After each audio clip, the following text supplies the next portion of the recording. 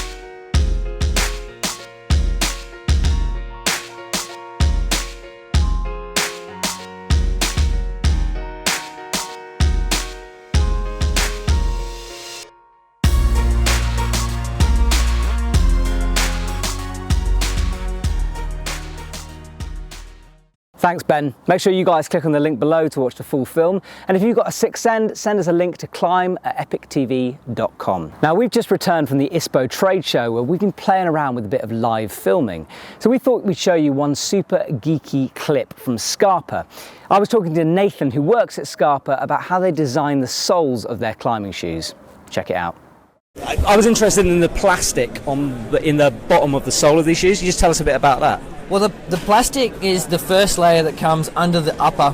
So the plastic most people never see. Even if you resole the shoe, you'll never see it because it's bonded to the actual fabric of the upper. The plastic plays 2 roles, and it's not as easy as more plastic is better and less plastic is worse.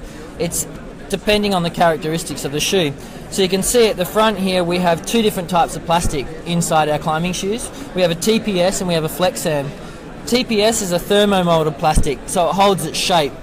Flexan spreads the force of the foot. So you can see something like a Booster S and a Drago has a very minimalistic plastic. In fact, in the Drago, the Booster S and the sticks, the big toe is free floating on its own piece of plastic. So it's really what we've done is we've just kept refining that plastic down and down again to get the best performance for edging and the best performance for sensitivity.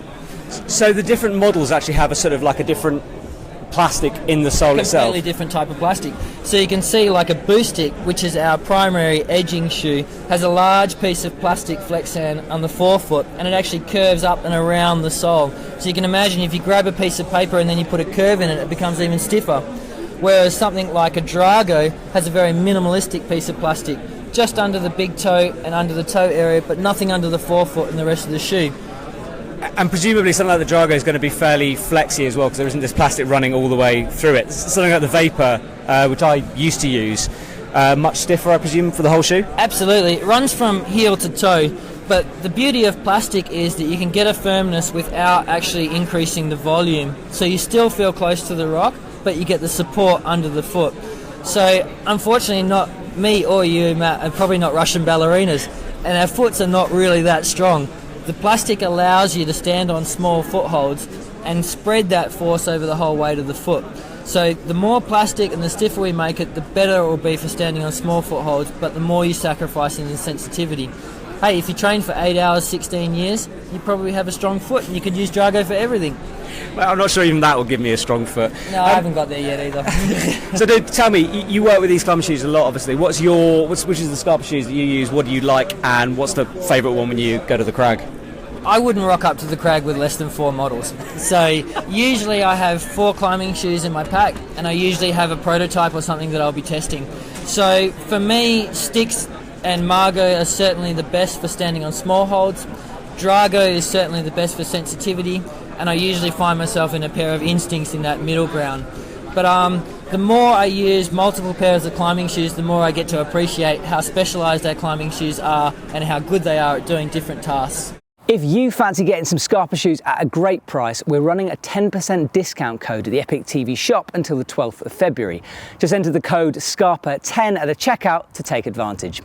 Thanks for watching, see you soon.